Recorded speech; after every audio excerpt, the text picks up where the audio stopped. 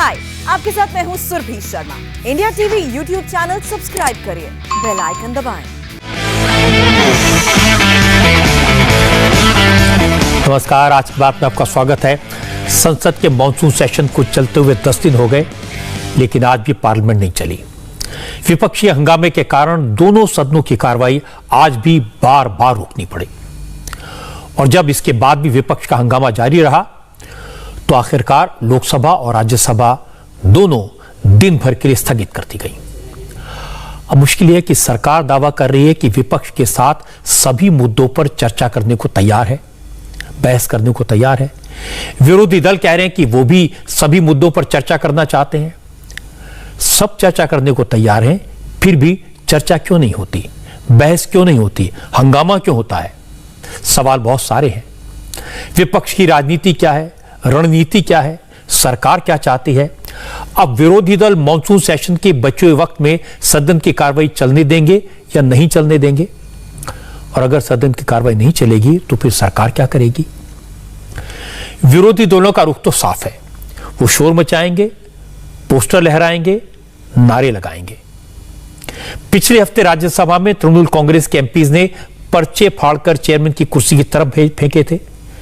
आज लोकसभा में यही हुआ, पर्चे फाड़कर हवा में उछाले गए और आखिरकार सदन की कार्रवाई को स्थगित करना पड़ा। विपक्ष का सारा शोर है पेगासस स्पाईवेयर के इस्तेमाल को लेकर।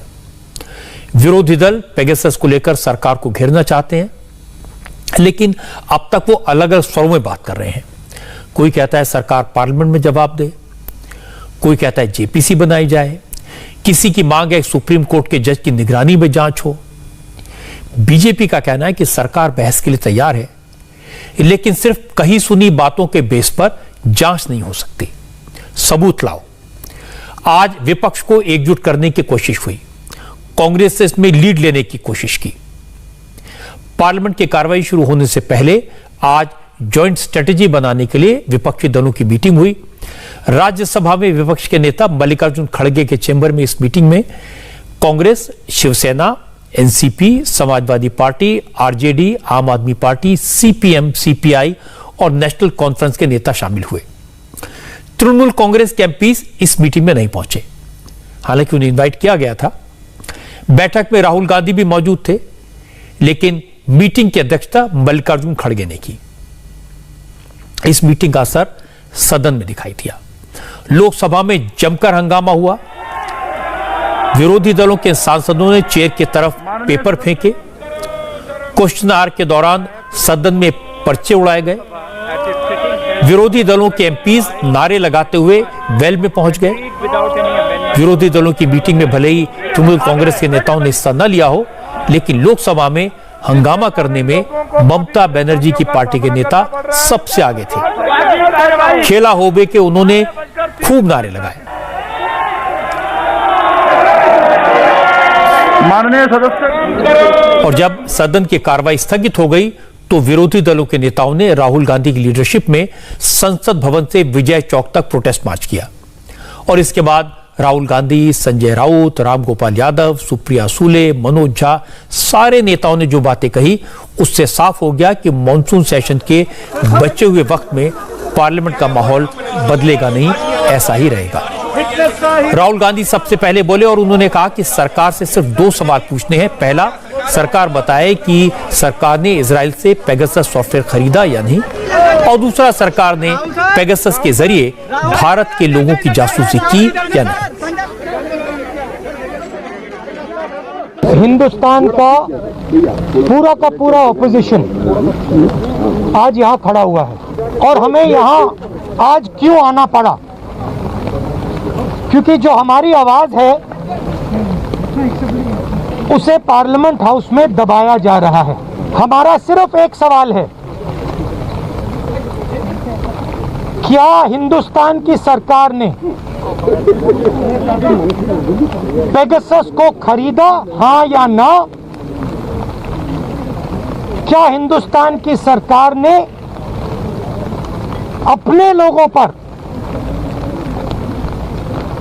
पेगासस हथियार का इस्तेमाल किया, हाँ या ना?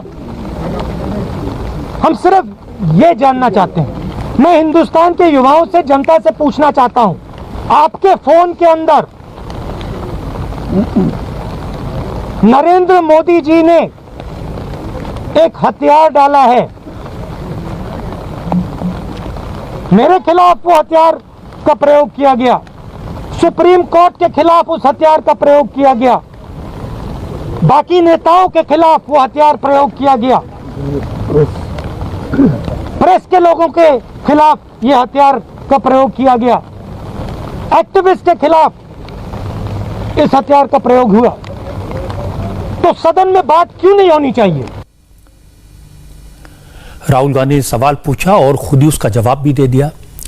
वो पूछ रहे थे सरकार ने पेगासस के जरिए लोगों की जासूसी की या नहीं, और अगले ही सेंटेंस में उन्होंने कहा सरकार ने उनकी भी जासूसी की, नेताओं के फोन भी टैप हुए, जजों की जासूसी हुई। राहुल गांधी ने साफ कह दिया कि पहले पेगासस पर चर्चा होगी और जब तक पेगासस पर चर्चा नहीं होती तब तक विरोधी दल पार्लियामेंट में हंगामा करते रहेंगे।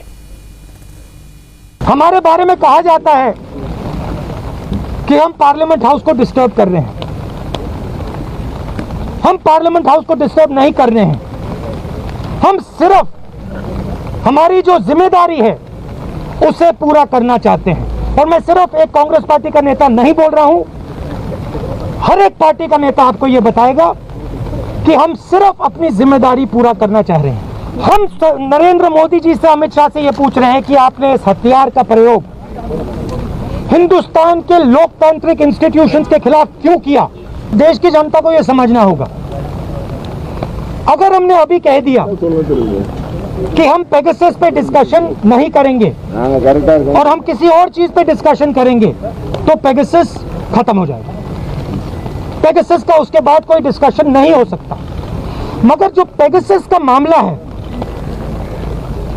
वो हमारे लिए नेशनलिज्म का मामला है। नरेंद्र मोदी जी ने और अमित शाह जी ने हिंदुस्तान की लोकतांत्रिक आत्मा पर चोट मारी है। इसीलिए हम पेगासस पे डिस्कशन चाहते हैं और इसीलिए हम पेगासस पे डिस्कशन होने से पहले हम कहीं नहीं जाएंगे। राहुल गांधी ने सरकार पर काफी गंभीर इल्जाम लगाए। अनुराग ठाकुर ने उनका जवाब दिया। अनुराग ठाकुर ने कहा कि सरकार विपक्ष के सवालों का जवाब भी दे रही है और चर्चा को भी तैयार है, लेकिन जब मंत्री के हाथ से कागज छीनकर फाड़ दिए जाएं, विपक्ष हंगामा करे, स्पीकर की बात भी न सुनी जाए तो सरकार क्या करे? अनुराग ठाकुर ने कहा कि खुद हंगामा करके चर्चा से भागने वाला विपक्ष अगर लोकतंत्र की दुहाई देता है तो इससे बड़ा झूठ कोई नहीं हो सकता। कांग्रेस और तृणमूल कांग्रेस के सांसदों ने जिस तरह से सदन ना चलने के लिए हर संभव प्रयास किया, वो विरोध कर सकते हैं, लेकिन उसकी भी एक मर्यादा है। मर्यादाओं को तोड़ने का काम आज जो कांग्रेस और तृणमूल कांग्रेस के सांसदों ने किया है, उसकी जितनी निंदा की जाए उतनी कम है। कभी स्पीकर महोदय पर कागज फेंकना, कभी मंत्रीगण के ऊपर कागज फेंकना, कभी तख्ती आगे लेकर आना, तो अब तो पत्रकार गैलरी तक भी कागजों को फेंकना, और जो अधिकारी वहां पर बैठे हैं उनके ऊपर चढ़ चढ़कर उनको दबाना, कागज फेंकना, ये अपने आप में दुनिया के सबसे बड़े लोकतंत्र को शर्मसार करने की घटनाएं हैं। आखिरकार विपक्ष चर्चा से क्यों भाग रहा है? आखिरकार विपक्ष इस तरह की आपत्तिजनक हरकतें क्यों कर रहा है? आखिरकार विपक्ष लोकतंत्र की मर्यादाओं को तार तार क्यों कर रहा है? कभी मंत्री जी को सदन में उत्तर न देने दिया जाए या मंत्री जी को सदन में अपनी स्टेटमेंट न देने दिया जाए। आप कल्पना कीजिए, दुनिया के सबसे बड़े लोकतंत्र में मंत्री सदन में स्टेटमेंट देने लगता है तो उसके हाथ से कागज छीनकर फाड़ दिए जाते हैं। क्या ये हिंदुस्तान को या हिंदुस्तान के सांसदों को शोभा देता है? अनुराग ठाकुर की बात सही है कि मंत्री के हाथ से कागज छीनकर फाड़ देना, सदन में पर्चे लहराना, ये लोकतंत्र के लिए अच्छा नहीं है। लेकिन राहुल गांधी की बातों से साफ है, संसद में गतिरोध अभी खत्म होने वाला नहीं है। ये मुद्दा लंबा खींचेगा और आज विपक्ष के 14 दलों की जो मीटिंग हुई उसमें यही तय हुआ। राहुल गांधी ने कह दिया कि जब तक सरकार विपक्ष की बात नहीं मानेगी तब तक सदन की कार्रवाई नहीं चलने दी जाएगी। यही बात इस मीटिंग में शामिल दूसरे दलों के नेताओं ने भी कही। शिवसेना पहले बीजेपी के साथ थी, अब कांग्रेस के साथ है, इसलिए संजय राउत ने याद दिलाया उन्हें तो अनुभव है। जब राष्ट्रीय सुरक्षा का मुद्दा होता था तो बीजेपी के साथ मिलकर उनकी पार्टी सदन में हंगामा करती थी, कार्रवाई नहीं चलने देती थी। इसलिए यह कहना कि विपक्ष अब हंगामा कर रहा है, यह गलत है। अब कार्रवाई तभी चलेगी जब पेगासस पर चर्चा होगी। अगर नेशनल सिक्योरिटी की बात आती है तो सरकार को खुद जिम्मेदारी लेकर आगे आना चाहिए। जैसे राहुल जी ने कहा कि ये डेमोक्रेसी के आत्मा पर एक चोट लगी है, तीर लगा है। ये तीर आगे से नहीं पीछे से मारा है, ये विश्वासघात है। हमारे पीछे से मारा है, ये बैकस्टैबिंग, जिसे विश्वासघात कहते हैं। और आप चर्चा से भाग रहे हो। कौन सी डेमोक्रेसी, कौन सा फ्रीडम?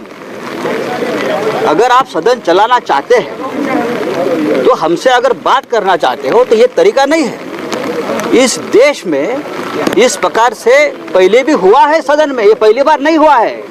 हम भी थे उनके साथ, हमने भी उनके साथ काम किया है। पूरा सत्र कितने बार हमने ये सत्र को वॉश आउट किया है ऐसे मुद्दे पर, आप मुझसे पूछ लीजिए। हम थे, हम वेल में गए उसके लिए। अगर नेशनल सिक्योरिटी के मामले में ये सरकार बात नहीं करती, करना नहीं चाहती, तो कौन से मसले पर बात करना चाहती है? सरकार कहती है वो तो बात करना चाहती है। पेगासस के मुद्दे पर लोकसभा में मंत्री ने खुद बयान दिया, स्थिति साफ कर दी थी। राज्यसभा में भी सरकार बयान देने को तैयार थी, लेकिन आईटी मिनिस्टर अश्विनी वैष्णव के हाथ से बयान की कॉपी छीनकर फाड़ दी गई। जब विपक्ष सुनने को तैयार नहीं है तो सरकार क्या करे?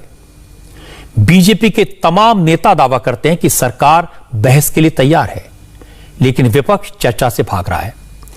आज इसी मुद्दे पर समाजवादी पार्टी के नेता राम गोपाल यादव ने कहा कि सरकार विपक्षी दलों को बदनाम कर रही है, झूठे आरोप लगा रही है।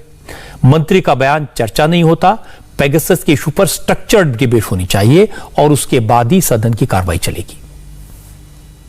हम यही तो चाहते हैं कि डिस्कशन करो, और गवर्नमेंट कहती है कि डिस्कशन से भागना चाहते हो, डिसरप्ट कर रहे हैं पार्लियामेंट को। इससे ज्यादा कोई असत्य बात हो नहीं सकती। अनफॉर्चुनेटली ये टॉप लीडरशिप से लगाया जा रहा है, ये और भी ज्यादा दुखद है। और इसलिए हम सब लोग एक होकर ये कहते हैं कि ये तो जब जनरल कहाँ मूवमेंट कर रहे हैं, हमारा आर्म्स अम्यूनिशन कहाँ डिप्लॉय हो रहा है, हमारी कितनी सेना कहाँ है, ये अगर सॉफ्टवेयर के जरिए सारी दुनिया में सुनी जाती है तो हम सुरक्षित कहाँ हैं? इससे बड़ा इंपॉर्टेंट और क्या मसला हो सकता है? आप मंत्री के बयान को चर्चा समझते हैं? We want a structured debate. हम ये नहीं चाहते स्टेटमेंट पे क्या होता है चर्चा, और जो जिस आदमी की खुद जासूसी हो रही है क्यों बताएगा? अब मेरी जानकारी है कि विरोधी दलों के नेता कितना भी हंगामा कर लें, लेकिन सरकार अब विपक्ष के सामने झुकेगी नहीं। विपक्ष अगर विरोध पर अड़ा रहता है तो सरकार परवाह नहीं करेगी। आज संबित पात्रा की बातों से यह संकेत मिला। राहुल गांधी ने इल्जाम लगाया था कि मोदी सरकार विपक्ष की आवाज दबा रही है। संबित ने कहा कि विरोधी दलों के नेताओं के मुंह से जनहित और देश जैसे शब्द अच्छे नहीं लगते। अब सरकार जरूरी मसलों पर विचार के लिए कांग्रेस को बुलाती है तो कांग्रेस के नेता गायब हो जाते हैं। दूसरी तरफ पार्लियामेंट में हंगामा मचाते हैं और इल्जाम लगाते हैं कि सरकार बोलने नहीं दे रही। ये ठीक नहीं है। राहुल जी, कौन किसकी आवाज दबा रहा है ये हिंदुस्तान की जनता आज टेलीविजन के माध्यम से देख रही है। सब कुछ टीवी पे आता है। मैं जनता से पूछता हूं, आप बताइए, ये कोविड के समय जब दूसरी लहर चल रही थी, जिस समय कई लोग अपना दम तोड़ रहे थे, ये सारे कांग्रेस के नेता ये क्या कह रहे थे? राहुल जी क्या कह रहे थे? अभी बुलाओ, विशेष सत्र बुलाओ, अभी हम कोरोना के ऊपर चर्चा करना चाहते हैं। उस समय आप विशेष सत्र बुलाना चाहते थे। आज वास्तविक सत्र चल रहा है, उसमें एक दिन कोरोना के ऊपर चर्चा नहीं, एक दिन कोविड के ऊपर कोई चर्चा नहीं। जब आदरणीय प्रधानमंत्री खुद कहते हैं आप तीक्ष्ण सवाल पूछिए, कठिन सवाल पूछिए, हम जवाब देंगे, यही लोकतंत्र है, तो आप सवाल पूछते नहीं है कोरोना पे। जब आदरणीय प्रधानमंत्री जी मीटिंग रखवाते हैं कि सभी पार्टी के लोग, सभी दल के लोग आए, हम एकजुट होकर बैठेंगे, तीसरी लहर में किस प्रकार लड़ाई लड़नी है, हर जिले में कैसे एक ऑक्सीजन प्लांट खुलना है, उस पर हम चर्चा करेंगे। तो ये कांग्रेस वाले नदारत रहते हैं, उस समय वो दिखते नहीं है, वो उस मीटिंग का बहिष्कार करते हैं। जनता जनार्दन सब देख रही है। राहुल गांधी आज आप कह रहे हैं हमारे लिए पेगासस सबसे महत्वपूर्ण है, हमारे एक झूठे मुद्दे को, एक मैन्युफैक्चर्ड मुद्दे को आप कह रहे हैं कि यह हमारे लिए सबसे महत्वपूर्ण है, हमारे लिए कोरोना महत्वपूर्ण नहीं है।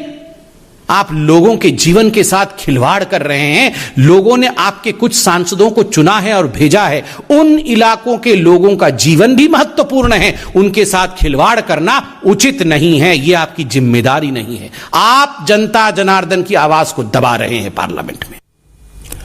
राहुल गांधी कह रहे थे कि उनका फोन टैप हुआ है, उनकी भी जासूसी हुई है, इसलिए जांच जरूरी है। इस पर बीजेपी ने कहा अगर राहुल को शक है तो पुलिस के पास जाएं, एफआईआर दर्ज कराएं, अपने फोन की फॉरेंसिक जांच करवाएं, जांच हो जाएगी और साफ हो जाएगा, सबको पता चल जाएगा कि क्या सच है। संबित पात्रा ने कहा कि हकीकत यह है कि राहुल गांधी न चर्चा चाहते हैं, न जांच चाहते हैं, वो सिर्फ शोर मचाना चाहते हैं। राहुल गांधी ने कहा कि उनके फोन में हथियार डाल दिया गया है, कि हमारे फोन में हथियार डाल दिया गया है। राहुल जी, हथियार डाल दिया गया है आपके फोन में, तो आप इतने दिन तक बैठे क्यों हुए? आपको पता है आपके फोन के अंदर हथियार है, आप हथियार निकालने के लिए फॉरेंसिक डिपार्टमेंट गए, आप पुलिस थाने में जाके हथियार निकालने के लिए एफआईआर किया आपने? आप बताइए, आपको अगर हम में से किसी को पता चल जाए कि हमारे फोन के अंदर हथियार है तो हम हाथ पैर धर के घर में बैठेंगे?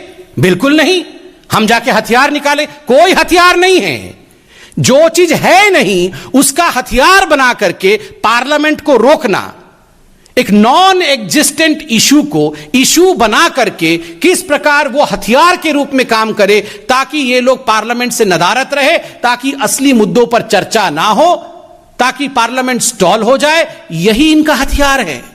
आज भी इस मंच से मैं कहना चाहूंगा, राहुल जी, आपके फोन में हथियार है तो तुरंत फोन को जाके पार्लियामेंट के थाना में आप सरेंडर करिए, हथियार निकलवाइए, हथियार रख के फोन में मत चलिए, ये अच्छी बात नहीं है। दोनों तरफ की बातें सुनने के बाद दो बात क्लियर है।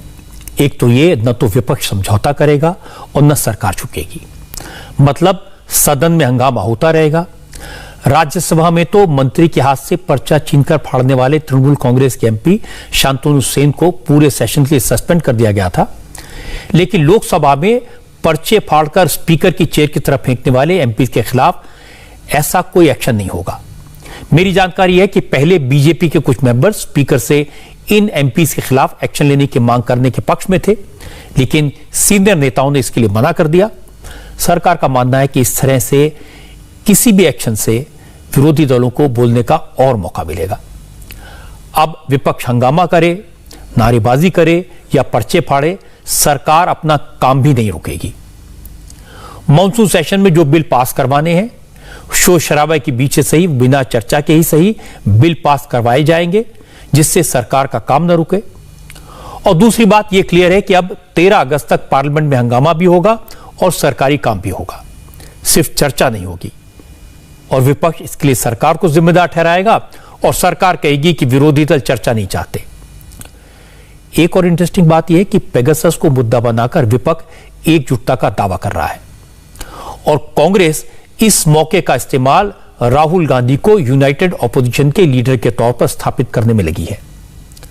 हालांकि कांग्रेस इस बात को लेकर परेशान है कि ममता बनर्जी दिल्ली में है, ममता बनर्जी विपक्ष की एकता का सिंबल बन गई है और ममता बनर्जी सारे विरोधी दलों के नेताओं से मिल रही हैं। इस कारण कहीं राहुल गांधी दौड़ में पीछे न रह जाएं। इसीलिए आपने देखा होगा कि पिछले 2-3 दिन से राहुल गांधी ने अपनी एक्टिविटी और विजिबिलिटी बढ़ा दी है। ट्रैक्टर पर आए, आज मार्च किया, लेकिन नोट करने वाली बात यह कि आज राहुल गांधी की लीडरशिप में विरोधी दलों के नेताओं की जो मीटिंग हुई उसमें तृणमूल कांग्रेस का कोई एमपी शामिल नहीं हुआ, जबकि वो सब दिल्ली में ही है। इससे लगा कि ममता क्या चाहती हैं यह भी साफ है। दलील ये दी गई क्योंकि ममता दिल्ली में है, उन्होंने सुखेंदु शेखर रॉय के घर पर पार्टी के एमपीज को चाय पर बुलाया था, इसलिए पार्लियामेंट में विपक्ष की मीटिंग में टीएमसी का कोई नेता शामिल नहीं हो पाया। लेकिन गौर करिए, जिस वक्त राहुल गांधी विपक्षी सांसदों के साथ मोदी सरकार को घेर रहे थे, उसी वक्त ममता बनर्जी ने दिल्ली में सुखेंदु शेखर रॉय के घर पर एमपीज के साथ मीटिंग रखी। सब्जेक्ट दोनों मीटिंग का एक ही था, सरकार को घेरने की रणनीति बनाना। मीटिंग के बाद ममता की पार्टी के नेता कल्याण बनर्जी ने जो कहा वो गौर करने वाला है। उन्होंने कहा मोदी का मुकाबला सिर्फ ममता कर सकती हैं, विरोधी दलों का नेतृत्व सिर्फ ममता कर सकती हैं, मोदी का कोई विकल्प है तो वो है ममता बनर्जी। कल्याण बनर्जी ने कहा कि ममता बनर्जी विपक्ष की लीडर नंबर 1 है, बाकी की बात करना बेकार है। মমতা বন্দ্যোপাধ্যায় চিরকালীন নেত্রী। মমতা বন্দ্যোপাধ্যায় আজকেই তো নেত্রী তা না। মমতা বন্দ্যোপাধ্যায় ভারতবর্ষের বিরোধী দল নেত্রী হিসেবে number 1, Mamata Bandyopadhyay chief minister হিসেবে নাম্বার 1। আমরা সবাই চাইবো ভারতবর্ষের নাম্বার 1 এক জায়গায় মমতা বন্দ্যোপাধ্যায় আছে। এবং মানুষ বিশ্বাস করছে, ভারতবর্ষের মানুষ বিশ্বাস করছে যে নরেন্দ্র মোদীর বিরুদ্ধে লড়াইয়ের যদি কোনো মুখ থাকে, যার ক্ষমতা আছে, শক্তি আছে, এবং যে মানুষের কাছ থেকে যে কনফিডেন্স অর্জন করেছে, তার নাম হচ্ছে মমতা বন্দ্যোপাধ্যায়। মমতা বন্দ্যোপাধ্যায় একটা নাম, যে নাম হচ্ছে লড়াইয়ের নাম, যে নাম হচ্ছে সংগ্রামের নাম, যে নাম হচ্ছে চিরকাল যারা আনডেমোক্রেটিক স্টেপ নিয়েছে তাদের বিরুদ্ধে লড়াই করার নাম। অতএব মমতা বন্দ্যোপাধ্যায় আগামী দিনের নেত্রী। মমতা বন্দ্যোপাধ্যায় ছিলেন নেত্রী, মমতা বন্দ্যোপাধ্যায় আছেন নেত্রী। মমতা বন্দ্যোপাধ্যায় আরো গ্লোরিফাইড হয়েছে, আরো স্ট্রেনথেন হয়ে ভারতবর্ষকে আগামী দিনে বিশ্বের দরবারে প্রতিষ্ঠিত করবে। Last election Narendra Modi has got his best lesson of his political career in 2021 when he has been defeated by Mamata Bandyopadhyay. Therefore, Mamata Bandyopadhyay is a natural thing that the Mamata Bandyopadhyay would come as a leader of the country. Kalyan Banerjee का ये उत्साह ठीक है, जायज है। ये कहना कि ममता बनर्जी देश की सबसे बड़ी नेता हैं, उनके नजरों में सही है, क्योंकि ममता ने जिस अंदाज में बंगाल में बीजेपी को हराया, जितनी बुरी तरह हराया, इस वजह से अगर ममता की पार्टी के नेता दीदी को मोदी का सबसे बड़ा चैलेंजर बता रहे हैं तो इसमें कोई हैरानी की बात नहीं है। ममता भी बंगाल की जीत का पूरा फायदा उठा रही है।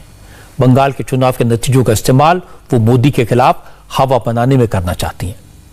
बहुत से लोग कहेंगे अभी तो लोकसभा के चुनाव में 3 साल का वक्त है। ये बात ठीक है, लेकिन ममता ने कल इसका जवाब दिया था। उन्होंने कहा था 2024 में वक्त है, लेकिन अगर मोदी का मुकाबला करना है तो तैयारी अभी से करनी पड़ेगी। और ममता ने सिर्फ बात कही नहीं, वो इस काम में जुट गई हैं। कल से जब से वो दिल्ली आई हैं लगातार मीटिंग्स कर रही हैं, लेकिन यह भी सही है कि ममता कांग्रेस को विरोधी दलों के मोर्चे से अलग नहीं रखना चाहती। इसी सिलसिले में वो आज शाम को सोनिया गांधी से मिली। 10 जनपद में सोनिया गांधी की ममता बनर्जी के साथ करीब 45 मिनट तक बात हुई। राहुल गांधी भी वहां मौजूद थे। सोनिया से मिलने के बाद ममता बनर्जी ने भविष्य की राजनीति को लेकर क्लियर मैसेज दिया। ममता ने कहा बीजेपी को हराने के लिए सबको एकजुट होना पड़ेगा, सबको मिलकर काम करना पड़ेगा। हालांकि ममता इस सवाल को टाल गई कि वो एंटी मोदी मोर्चे का नेतृत्व करेंगी या नहीं। Sonia ji invited me for a cup of tea. Rahul ji is also there. So we met. We discussed the political situation in general, and also we discussed about Pegasus to COVID situation, and also we discussed about the unity of the opposition. So all we discussed. It was a very good meeting, positive meeting.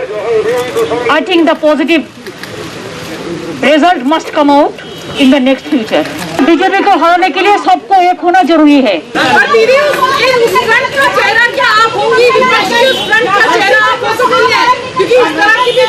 हम अकेला कुछ नहीं है, सब एक साथ में मिलके काम करना पड़ेगा।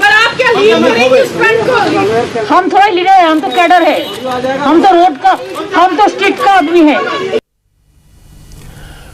ममता बनर्जी जी हमेशा यही बात कहती हैं, मैं तो सड़क की नेता हूं, मैं कोई लीडर नहीं हूं, और इसीलिए इस बात को टाल गई कि क्या विरोधी दल इकट्ठा होंगे तो उनकी लीडरशिप वो करेंगी। और इसके बाद ममता बनर्जी ने पेगासस के मुद्दे पर भी बात की। आपको याद होगा, दिल्ली रवाना होने से पहले ममता बनर्जी ने पेगासस के मुद्दे पर जांच के लिए एक इंक्वायरी कमीशन बना दिया था। और आज सोनिया गांधी से मिलने के बाद ममता ने कहा पेगासस मुद्दे पर सरकार को जवाब देना पड़ेगा, पार्लियामेंट में चर्चा करानी पड़ेगी, क्योंकि ये ऐसा सवाल नहीं है जिस पर चाय पर चर्चा हो। पेगासस का रिप्लाई क्यों नहीं दे रहा है गवर्नमेंट? पेगासस का रिप्लाई तो देना चाहिए। ये तो जनता ने जानना चाहता है। जनता को जानने के लिए सबसे ज्यादा लोकसभा होता है, जो पब्लिक कौन सा हमारा पार्लियामेंट है, राज्यसभा है। अगर लोकसभा राज्यसभा में पॉलिसी डिसीजन नहीं अनाउंस होता, अगर डिस्कशन नहीं होता, तो कहाँ पे चर्चा होगा? ये चर्चा चाय पे दुकान में नहीं होता है, ये चर्चा पार्लियामेंट में होता है। अब एक बात साफ है, एंटी मोदी मोर्चा तो सारे विरोधी दल बनाना चाहते हैं। सबको लगता है कि मोदी को अकेले नहीं हराया जा सकता, लड़ा भी नहीं जा सकता। लेकिन सवाल है कि इस मोर्चे की अगुवाई कौन करेगा? अभी 3 दावेदार दिखाई दे रहे हैं, राहुल गांधी और ममता बनर्जी जिनकी बात हमने की, और तीसरे शरद पवार। इंटरेस्टिंग बात है कि तीनों नेता अलग अलग अपने कैंप बना रहे हैं, अपनी रणनीति बना रहे हैं, अपनी अपनी तरह से मोदी के खिलाफ विपक्ष को लामबंद करने की कोशिश में लगे हैं। आज ममता और सोनिया की मुलाकात हुई, ये मैंने आपको बताया।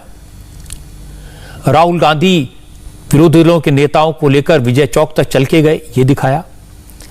शरद पवार ने क्या किया, ये भी समझने वाली बात है। शरद पवार आज राम गोपाल यादव के साथ लालू यादव का हालचाल पूछने गए। विरोधी दलों में शरद पवार सबसे ज्यादा अनुभवी हैं, सबसे ज्यादा एक्टिव हैं, और वो जानते हैं कि लालू भले ही बीमार हों, काफी वक्त से सियासी मैदान से दूर हों, जेल में रहे हों, लेकिन लालू को कमजोर नहीं समझना चाहिए। वैसे शरद पवार और राम गोपाल यादव की लालू यादव से मीटिंग की खबर शायद मीडिया में ना आती। मीसा भारती ने ट्वीट करके इसकी जानकारी दी। मीसा भारती ने इन नेताओं की तस्वीर के साथ ये लिखा कि शरद पवार और राम गोपाल यादव ने लालू यादव के साथ मौजूदा राजनीतिक हालात और मॉनसून सेशन को लेकर चर्चा की। अब इस बात में कोई शक नहीं है कि शरद पवार इस समय देश के सबसे सीनियर और सबसे अनुभवी नेताओं में से एक हैं। उनकी काबिलियत को नरेंद्र मोदी भी जानते हैं और ममता बनर्जी भी जानती हैं। शरद पवार की जिंदगी में पहले भी कई बार प्रधानमंत्री बनने के मौके आए, लेकिन वो हर बार चूक गए। उनके बारे में 2 बातें आजकल कही जा रही हैं। एक तो उनकी उम्र काफी हो गई है, और दूसरा उनकी पार्टी सिर्फ महाराष्ट्र तक सिमटी हुई है। लेकिन मैंने देखा है कि जब विरोधी दलों के मोर्चे बनते हैं तो उनमें न उम्र देखी जाती है और न यह देखा जाता है कि पार्टी छोटी है या बड़ी। सिर्फ यह देखा जाता है कि किसके नाम पर सब लोग सहमत होते हैं। लेकिन चाहे शरद पवार हो या ममता बनर्जी हो, वो इस बात को समझते हैं कि सबको एक नाम पर सहमत करना टेढ़ी खीर है, और दूसरे नरेंद्र मोदी से मुकाबला करना आसान नहीं है। मोदी एक मजबूत लीडर है, उनके पास एक मजबूत संगठन है, वो चुनाव लड़ने की कला जानते हैं, और अपने काम के दम पर उन्होंने अपनी ताकत बढ़ाई है, लोगों के वोट लिए हैं। पश्चिम बंगाल का चुनाव जरूर एक सेटबैक था, पर मोदी ऐसी हार से घबराते नहीं हैं। न ही उन्हें इस बात का डर है कि सारे विरोधी दल इकट्ठे हो जाएं तो क्या होगा। वैसे भी लोकसभा चुनाव अभी 3 साल दूर है, तब तक कितने विरोधी दल इकट्ठा रह पाएंगे, क्या किसी को अपना नेता मानेंगे, इसका अंदाजा अभी लगाना मुश्किल है।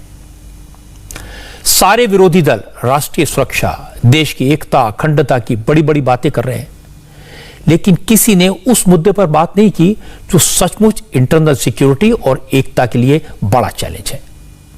मुझे उम्मीद थी कि विरोधी दल असम और मिजोरम की सीमा पर दोनों राज्यों की पुलिस के बीच हुए खून खराबे की बात करेंगे, सरकार से सवाल पूछेंगे, वहां के मौजूदा हालात पर जवाब मांगेंगे, लेकिन ऐसा कुछ नहीं हुआ।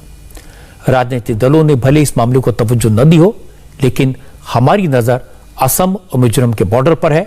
हमारे संवाददाता पवन नारा और कैमरा पर्सन विजय प्रसाद ग्राउंड जीरो पर मौजूद हैं। लेटेस्ट अपडेट यह है कि फिलहाल दोनों स्टेट के बॉर्डर पर शांति है। गोलीबारी या किसी तरह की झड़प या किसी तरह टकराव नहीं हुआ है, लेकिन टेंशन है। असम और मिजोरम का बॉर्डर करीब 165 किलोमीटर लंबा है। इस 165 किलोमीटर में 200 से ज्यादा चौकियां बनाई गई हैं, यानी करीब हर 800 मीटर पर एक चौकी है। कुछ जगहों पर असम और मिजोरम की पुलिस के जवान 30 मीटर से भी कम दूरी पर आमने सामने हैं, लेकिन केंद्र सरकार की कड़ी चेतावनी के बाद अब हालात काबू में हैं। आज होम सेक्रेटरी अजय भल्ला ने असम और मिजोरम के डीजीपी और चीफ सेक्रेटरी के साथ मीटिंग की। सीआरपीएफ के डीजी कुलदीप सिंह ने भी होम सेक्रेटरी को पूरी रिपोर्ट दी। बताया गया कि इस वक्त असम और मिजोरम के बॉर्डर पर सीआरपीएफ की कम से कम 100 नई पोस्ट बनाई गई हैं। ये पोस्ट इस तरह सिचुएटेड हैं जिसमें असम और मिजोरम की पुलिस एक दूसरे के सामने सामने ना आ सके, कॉन्फ्रंटेशन के हालात फिर न बने। दिन भर चली मीटिंग के बाद आज मिजोरम के चीफ सेक्रेटरी ने कहा, अब कहीं असम पुलिस के साथ कोई एंगेजमेंट नहीं है। दोनों पुलिस फोर्सेस डिस्प्यूटेड एरिया से पीछे हट चुकी हैं।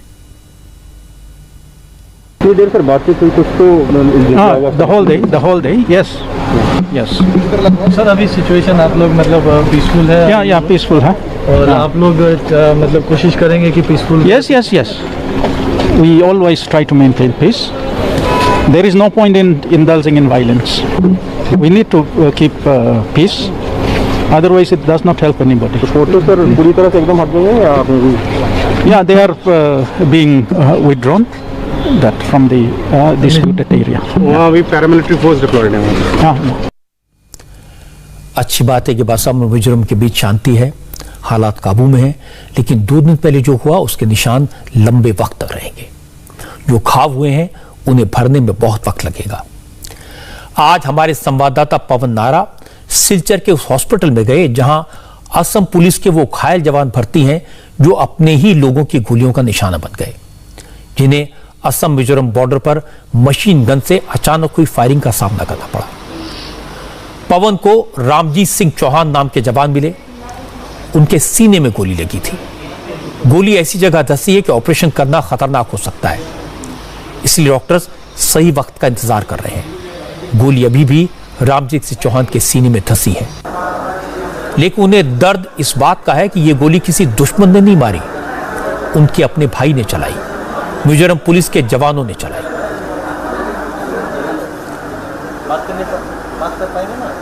अगर आप इनको देखेंगे तो इनकी तस्वीर देखकर आप इस बात का अंदाजा नहीं लगा सकते। इनकी छाती में गोली लगी है और वो गोली अभी भी अंदर ही है, ऑपरेट नहीं हो पाई है। हुआ क्या था आखिरकार? कभी सोचा था कि आपको सीधे पुलिस ही गोली मार देगी? कभी नहीं। भाई ने कभी भाई को गोली मारता है? कभी नहीं। राजपूतों में तो ऐसा होता नहीं। भाई भाई को तर्क हो जाता है, धक्का मुक्की हो जाता है, वो भी रेगुलर नहीं, बाई चांस। 26 तारीख को क्या हुआ था?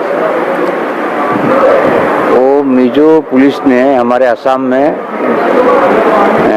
3 तो घर बनाया था, टीना उठाया था और वुड का बाउंड्री दिया था, वो वॉल का विंडो नहीं लगा हुआ था और उसमें मिजो लोग कब्जा करके रखा था, मैंने असम का जमीन में। थोड़ा धक्का धक्की हुआ और मारपीट नहीं हुआ। उसके बाद में वो सारे हम जो पहले कब्जा करके रखा था कैंप, वहाँ से वो लोग चले गए अपने जगह पर। लेकिन उससे पहले वो लोग बंकर बना कर रखा था, जैसे कि वो जगह लेटर में यू जैसे होता है उसी तरह 4 बंकर था, 1 2 3 4। वो पहले से वो लोग सजा कर रखा था। तो हम लोग को तो पता नहीं, हम लोग सोचा कि वो लोग तो चला गया। उसके बाद में वो क्या गुलटिस होता है ना, गुलेल, हाँ गुलेल, मार्बल से मारता है। उसके बाद में वो लोग क्या किया, अचानक फायर खोल दिया। हम लोग को तो पता नहीं था कि फायर खोलेगा वो लोग। हाँ 7 बहन है, हाँ 7 सिस्टर 1 मदर। आसाम से ही गया है ना। एक सोचिए कि एक माई बाप का 7 लड़की। कभी तो फायरिंग कब शुरू हुई? क्या आपको लगा था कि ऐसा हो सकता है? अचानक हुआ? कितनी देर तक फायरिंग चलती? हरगिज नहीं, कम से कम फायरिंग आधा घंटा 30-40 मिनट तक जल्दी फायरिंग हुआ है। बारिश जैसा होता है, बारिश को भी फेल कर दिया है वो फायरिंग। इतनी फायरिंग? हाँ इतनी फायरिंग। रामजी चौहान की बात परेशान करने वाली है। आपने सुना, वो कह रहे थे कि बारिश की तरह गोलियों की बौछार हुई, किसी को संभलने का मौका नहीं मिला। कम से कम आधे घंटे तक फायरिंग हुई, किसी के सीने में तो किसी के पैर में तो किसी के पेट में गोली लगी। फायरिंग में किसी के चेहरे पर चोट आई तो किसी के दोनों पैर चले गए। गोली की बौछार तो कल मैंने आपको आज की बात में दिखाई थी, वो आवाज अभी भी मेरे कानों में गूंज रही है। जिन जवानों ने वो सब अपनी आंखों से देखा, गोलियों की आवाज सुनी, उन गोलियों ने जिन जवानों के शरीर को छलनी कर दिया, उनका दर्द, उनकी पीड़ा समझी जा सकती है। कछार के एसपी वैभव चंद्रकांत निंबालकर की हालत तो इतनी ज्यादा खराब है कि उन्हें एयरलिफ्ट करके मुंबई पहुंचाया गया है। आज पवन नारा ने जब हॉस्पिटल के वार्ड में बाकी बचे जवानों से बात की तो सबका यही कहना है कि भाई भाई पर गोली चलाएगा, ये किसी ने कभी नहीं सोचा था। दूर दूर तक ऐसा ख्याल ही नहीं था कि बॉर्डर डिस्प्यूट को लेकर गोलियां चल सकती हैं। क्या मौका मिला आपको संभलने का या अचानक हमला हो गया? अनएक्सपेक्टेड था। ऐसा दो असम और मिजोरम, एक इंडिया का ही दो पार्ट है, दो स्टेट है, तो वो तो मतलब जो ऐसा कुछ होगा वो तो सोचा नहीं था। और जब गोली लगी तो आपको लगा था कि आप बच पाएंगे? आपको लग रहा था कि अभी मैंने मतलब अभी मैं सोच रहा हूँ मैं कैसे बच गया। अच्छा, ऐसा सोच रहा हूँ। मैंने इतना गोलियां हुई, मैं कैसे बच गया वो सोच रहा हूँ। मेरा इतना फ्रैक्चर हुआ, इतना गोली लगा, ये लगा, ये तो मतलब मैं बोल रहा हूँ मैं भाग्यशाली हूँ, मैं बच गया। कितनी देर तक गोलीबारी होती रही? क्या माहौल था? लगभग 20-25 मिनट लगा दिन। Burst firing. अब ये आंखों देखा हाल आप सुन रहे हैं। सवाल यह है कि जब असम पुलिस वालों पर फायरिंग हो रही थी तो उन्होंने भी जवाब दिया होगा, उन्होंने भी गोलियां चलाई होंगी। असम पुलिस के जवानों का कहना है कि उन्होंने बचाव में फायरिंग जरूर की थी, लेकिन उसका कोई फायदा नहीं हुआ, क्योंकि एक तो उन्हें अंदाजा नहीं था कि मिजोरम पुलिस इस तरह से हमला करेगी। असम पुलिस के एक घायल जवान नाटू कुमार नाथ ने बताया कि मिजोरम पुलिस ने सब कुछ प्लान तरीके से किया, ये कोई स्पर ऑफ द मोमेंट की कार्रवाई नहीं थी। नाटू कुमार नाथ के दोनों पैर टूट गए हैं। उन्होंने बताया कि मिजोरम पुलिस और वहां के लोकल लोग ऊंचाई पर, हायर लेवल पर पोजीशन लेकर बैठे थे। इशारा मिलते ही उन लोगों ने नीचे की तरफ मौजूद असम पुलिस के जवानों और अफसरों पर मशीन गन से फायरिंग की। असम पुलिस के जवानों ने फायर किया, लेकिन उसका कोई असर नहीं हुआ, क्योंकि मिजो पुलिस ऊंचाई पर थी। इसीलिए असम पुलिस की बहुत ज्यादा कैजुअल्टी हो गई, 50 से ज्यादा जवान घायल हो गए। हम लोग सब एक जगह में इकट्ठा थे। वो लोग पहले से मतलब पहाड़ में चढ़े थे, पहाड़ में सब पोजीशन लेके बैठे हैं मिजोरम पुलिस वाले। हम लोग को पता भी नहीं है कि उन लोग हम लोग के ऊपर फायर डालने वाले हैं। हम लोग एक जगह में सब खड़े थे, अचानक उन लोगों ने फायर डाल दिया। हम लोग उस पोजीशन थे ही नहीं, हम लोग गोलीबार उस पोजीशन में थे ही नहीं। उन लोगों ने पहले फायर डाल दिया। फायर डाला मतलब ऐसे फायर डाला, बारिश जैसा गोली आया था हम लोग के ऊपर। तो बाद में हम लोग मैंने फायर डाला, हम लोग नीचे में हैं और लोग ऊपर पहाड़ में हैं। तब हम लोग का फायर का उतना काम नहीं आया, हम लोग नीचे में था, हम लोग ऊपर से किया है। तो वही बात है, मतलब इसीलिए हम लोग का ज़्यादा जख्म नहीं हुआ है। 6 लोग जगह में डेथ हो गए। वही मतलब बहुत लोग ऐसे जख्मी हुआ है। तो मेरा पेट भी टूट गया उस टाइम फायरिंग के दौरान, दोनों पेट टूट गया मेरा। पब्लिक तो उन लोगों का जो पब्लिक है और मिजोरम पुलिस जो है वो लोग पहले से तैयार होकर बैठे थे। पब्लिक ने भी हमला किया और पब्लिक का हाथों में भी राइफल थे और उन लोग के पास भी थे। जवानों से बात करने के बाद हमारे संवाददाता पवन नारा लैलापुर में उस फ्लैश पॉइंट पर पहुंचे जो इस पूरी घटना का ट्रिगर पॉइंट था।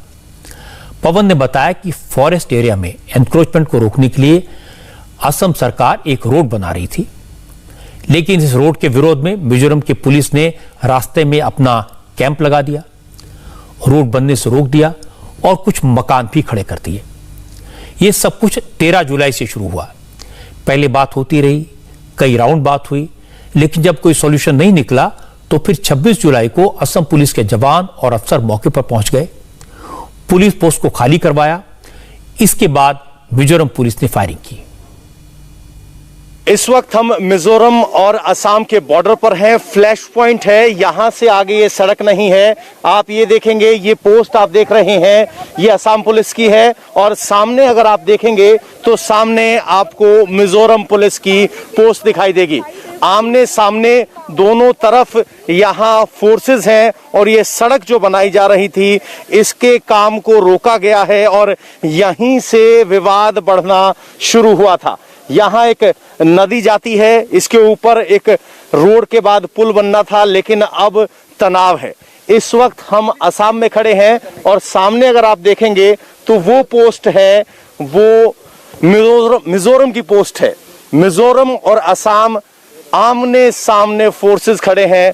ये पूरा इलाका अगर आप समझेंगे तो रिजर्व फॉरेस्ट का इलाका है और इसी रिजर्व फॉरेस्ट की डिमार्केशन को लेकर पूरा विवाद है, यानी यही ग्राउंड जीरो है।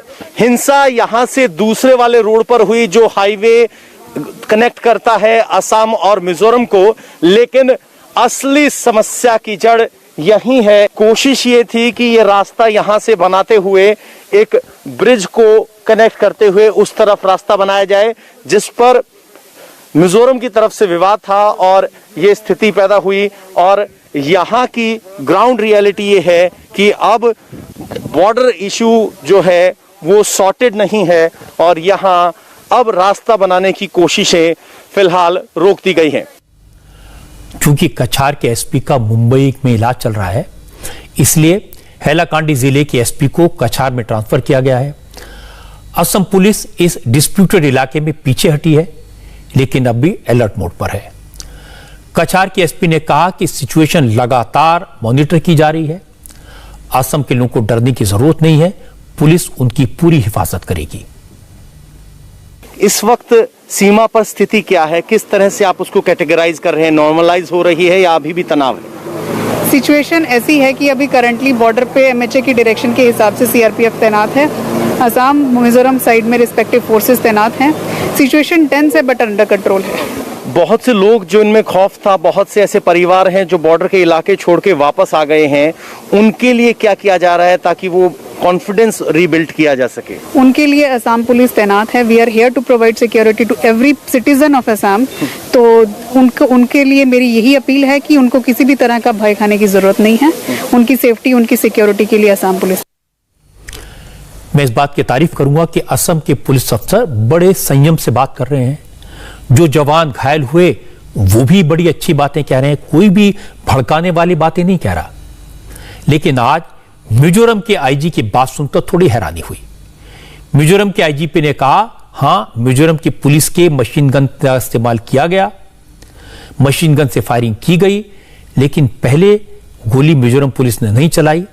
और उसके बाद इन पुलिस अफसर ने कहा, जब असम पुलिस ने सरेंडर कर दिया तो मिजोरम पुलिस ने असम पुलिस के जवानों को जाने दिया, वरना लाशें तो और भी गिरती। Accusations that LMG was used by Mizoram police. Of course we used. They also used. What they did first was, after capturing our post, they mounted LMG on the sandbag post on that fortification, and they were mounting the LMG towards the public and our forces. They also used. We also used. That's a fact. We had to retaliate because it is our stand that will not be the ones to open fire first. But if we are fired upon, we have to retaliate. In fact, when they wanted to surrender, then we give them opportunity to escape unhurt.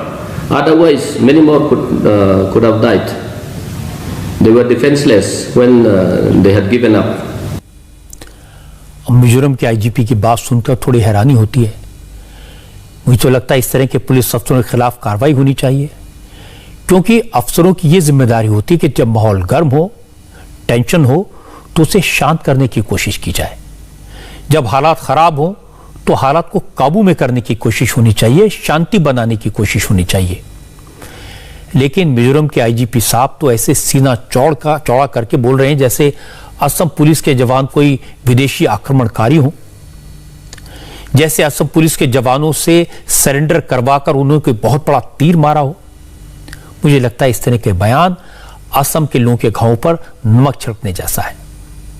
इसलिए कोशिश ये होनी चाहिए कि इस तरह के अफसरों को समझाया जाए और अगर न माने तो उनके खिलाफ एक्शन लिया जाए। एक ब्रेक के लिए रुकेंगे और ब्रेक के बाद हम बात करेंगे केरल की, जहां से डराने वाली खबरें आ रही हैं। देश में टोटल कोरोना पेशेंट के 50% केसेस अकेले केरल से आ रहे हैं। इसकी डिटेल्स एक ब्रेक के बाद। आपको एक बार फिर सावधान करना चाहता हूं कोरोना के खतरे को लेकर। आज की बात में कोरोना के खतरे को लेकर मैंने कई बार कहा है कि लापरवाही करेंगे तो कोरोना हमला करने में देर नहीं लगाएगा। और यह चिंता की बात है, जिन इलाकों में लापरवाही हो रही है वहां के एग्जाम्पल देख लीजिए, वहां कोरोना फिर से फैल रहा है। और इसका सबसे बड़ा एग्जाम्पल है केरल। पिछले 24 घंटों में पूरे देश में कोरोना के जो केसेस आए हैं उनमें आधे से ज्यादा केरल से हैं, 50% से ज्यादा। और यह चिंता की बात है कि पिछले 3 दिन से पूरे देश में कोरोना के केसेस धीरे धीरे बढ़ने लगे हैं। 3 दिन पहले 29,000 केसेस आए थे पूरे देश में, आज ये संख्या बढ़कर 43,000 हो गई। इनमें से भी 22,000 से ज्यादा मरीज सिर्फ केरल में मिले। 43,000 में से 22,000 मरीज केरल से हैं। 50 दिन बाद यह पहला मौका है जब किसी देश के, किसी राज्य के एक दिन में 20,000 से ज्यादा कोरोना के नए मरीज मिले हैं। केरल में इस वक्त पॉजिटिविटी रेट भी 12% से ज्यादा है। अकेले केरल में पिछले 2 दिन में 44,000 से ज्यादा लोग कोरोना की चपेट में आए हैं। आप समझ सकते हैं कि स्थिति कितनी खराब है। केरल में कोरोना के विस्फोट की एक ही वजह है, लापरवाही। और यह गंभीर बात है कि लापरवाही केरल की सरकार ने की। केरल की सरकार ने बकरीद के मौके पर लॉकडाउन में 3 दिन की ढील दे दी। उस वक्त सुप्रीम कोर्ट ने केरल सरकार के फैसले पर हैरानी जताई थी, चिंता जताई थी, वार्निंग दी थी। और अब यह चिंता सही साबित हो रही है। इसीलिए आज बीजेपी ने केरल की सरकार को घेरा। बीजेपी की तरफ से कहा गया कि उत्तराखंड और यूपी में जिस तरह से कांवड़ यात्रा पर रोक लगाई गई थी, उसी तरह से अगर केरल सरकार ने बकरीद पर पाबंदियां लगाई होती तो आज ये हाल ना होता, केरल में कोरोना का ऐसा आउटब्रेक न हुआ होता। बकरा ईद के समय जो रिलैक्सेशन 3 दिन का केरल सरकार ने दिया, उस पर सुप्रीम कोर्ट ने भी चिंता जताई थी। मगर दुख के साथ मुझे कहना पड़ रहा है, तुष्टीकरण की राजनीति जीती और सुप्रीम कोर्ट के इस हिदायत को केरल की सरकार ने पालन नहीं किया। नतीजा 22,000 केस आज केरल के अंदर आए हैं। नतीजा आज केरल एक दूसरे वेव की ओर बढ़ रहा है। केरल में सबसे पहले कोरोना के केसेस आना शुरू हुए थे। शुरू में केरल सरकार ने अच्छा काम किया, कोरोना को बेहतर तरीके से मैनेज किया, काबू पाया। लेकिन कोरोना की सेकेंड वेव के बाद केरल में कोरोना की हालत लगातार बिगड़ती रही है। महाराष्ट्र और केरल 2 ऐसे राज्य हैं जिनमें देश भर के 50% से ज्यादा कोरोना के मरीज हैं। आप सोचिए कि उत्तर प्रदेश की आबादी 24 करोड़ है और यूपी में 100 से भी कम केसेस आ रहे हैं। केरल की आबादी सिर्फ 3.5 करोड़ है और यहां 22,000 केसेस रोज आ रहे हैं। केरल में कोरोना की मार की बात मैंने आपको बताई, तो कश्मीर में कुदरत का कहर। आज अमरनाथ गुफा के पास बादल फटा, इसकी तस्वीरें एक ब्रेक के बाद। आज जम्मू कश्मीर और हिमाचल प्रदेश में कई जगह बादल फटे, जबरदस्त तबाही हुई और 21 लोगों की मौत हो गई। सबसे ज्यादा डराने वाली तस्वीरें अमरनाथ से आई।